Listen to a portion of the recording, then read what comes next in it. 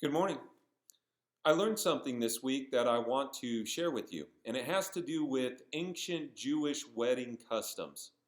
Um, in the ancient Jewish culture, weddings were normally prearranged by the parents.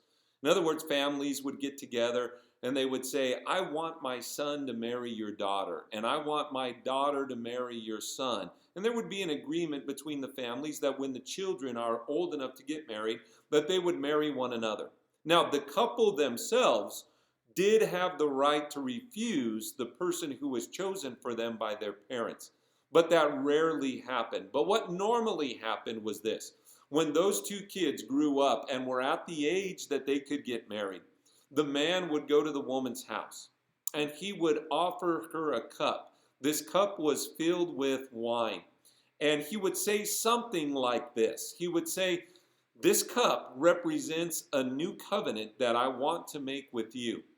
And if the woman takes the cup and drinks from the cup, she is accepting his proposal. In other words, she is agreeing to the marriage. She is saying, yes, I will marry you. Yes, I want to be your bride. Yes, I want to be your wife. So she'll drink from that cup and then she'll hand it back to the man and he will also drink from the cup.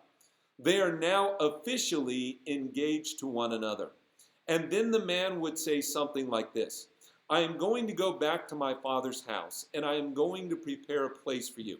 And when that place is ready, I will come back and receive you to myself so that we will always be together. And I will never drink from this cup again until we are together and we drink from it together new in my father's house. Then the man will go back to his father's house and a construction project will begin.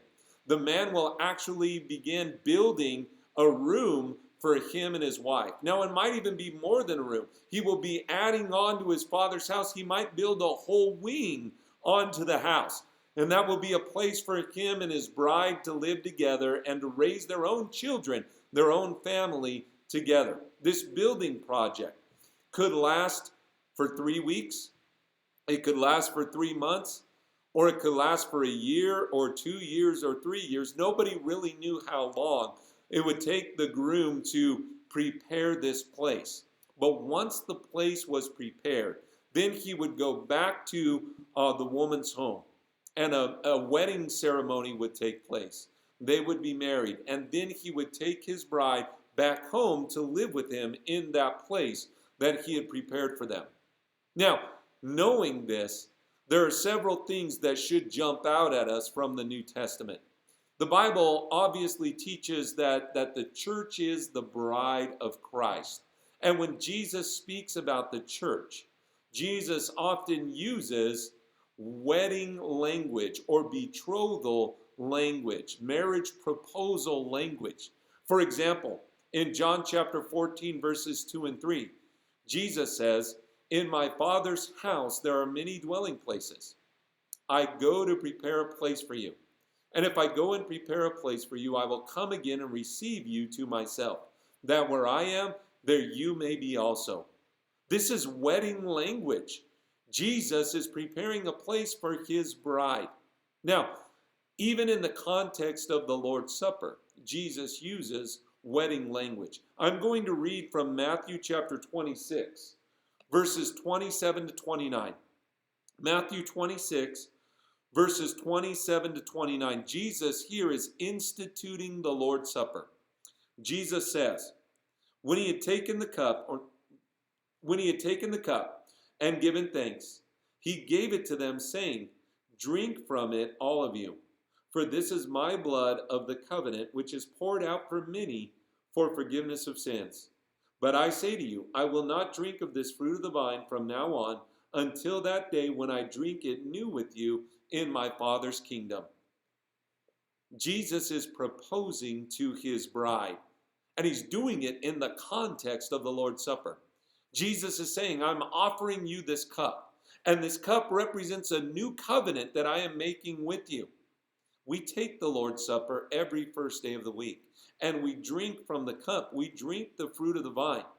But what we need to understand when we drink the fruit of the vine is that we are, by drinking that cup, We are accepting Jesus' marriage proposal. Jesus is saying, I want you to be my bride. I want you to be a Christian. I want you to be the church. And when we drink that cup, we are saying, yes, I want to be a Christian. I want to be the church. I want to be the bride of Christ. So when we take the Lord's Supper, we remember the sacrifice that Jesus made on our behalf. But we also need to understand that we are making a commitment to Jesus. We are saying, yes, I'm going to be faithful to you. I'm going to be your bride. I'm going to be your people. And I'm going to serve you with my life. Let us make that commitment wholeheartedly every time we take the Lord's Supper. Thank you.